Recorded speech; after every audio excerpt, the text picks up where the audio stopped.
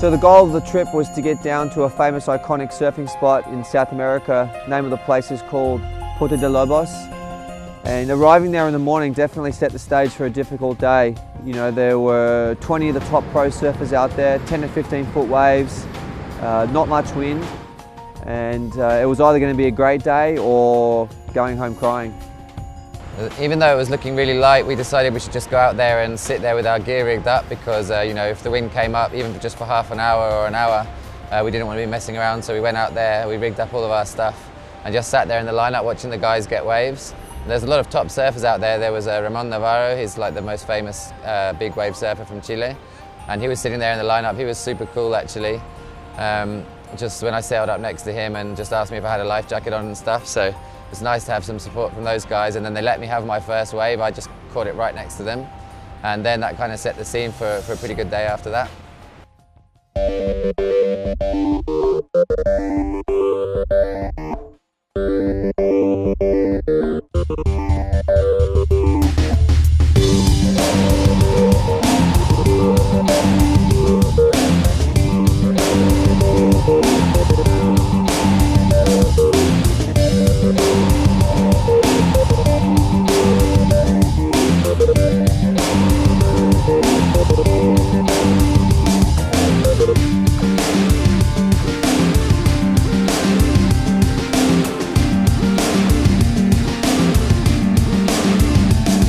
Arriving into the lineup and waiting for like 20 minutes, I could see right then and there I was going to have some problems on that board trying to catch waves. Yeah, the wind was really light and Jason didn't have a big enough board. He borrowed my 88 litre, but I had 100 litre, so I was definitely had the advantage there. So we finally got in the water when the wind maybe came up to like 5 to 8 knots, and right off the bat Robby started getting bomb waves. It was pretty quick for me to get my first wave because I had that massive board. It was really floaty. And then I got one more big bomb set after that as well, and I could see then Jason's eyes starting looking towards my board a little bit. I started looking over him at the lineup and saying to him, hey mate, you know, maybe I should borrow that 100 litre board to get a couple of waves. I could see he wanted the 100. He kept looking at it every time I sailed past. Yeah, we sort of made eye contact, but he was sort of trying to avoid me in the lineup because I think he knew that I wanted to snag his board to try and get a few waves. I was trying to like come back on the jet ski and miss him each time and not get too close to him. First time that I actually did get next to him, he already kind of hinted about the board. Oh, it would be better if I had a 100 litre board. So just when I finally got his attention in the water from yelling and screaming at him, a kind of bomb set came through. And then this massive set came through, and he was in the perfect position on my smaller board.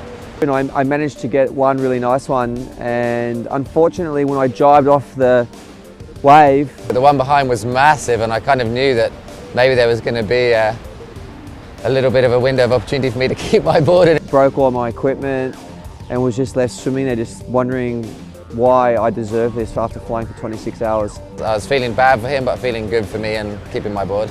I got to the beach and I was just running around frantically because it was about 5 p.m. at night. We had about an hour of light left, and I had to get back out there and get the job done. I was feeling sorry for my poor friend Martin, knowing that he was just going to be screaming at him to get him back out there.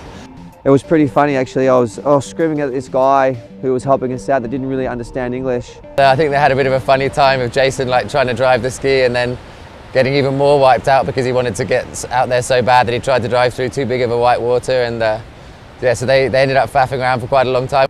I put the stuff on the jet ski and I jumped on the jet ski and drove it because I wanted to get out there in a real hurry, and ended up going through a wave and wiping both of us off the ski again, and lost the equipment again there for a little bit. When he got back out, he was so pissed. I was like, oh, I was about to give him my board out of, just because I didn't want him to be angry with me. But in the end, the wind picked up a lot, and actually it was fine, and we ended up both getting a lot of waves, sharing some waves. Eventually I got out there and the wind came up right before sunset, and I got a few good ones.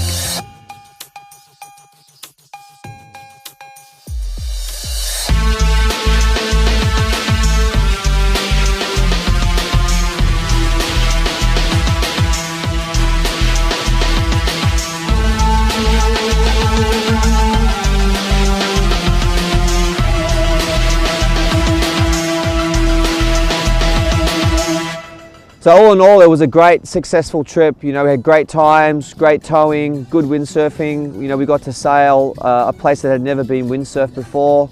The food was amazing down at Hotel Sarasu every night. We just ate like kings.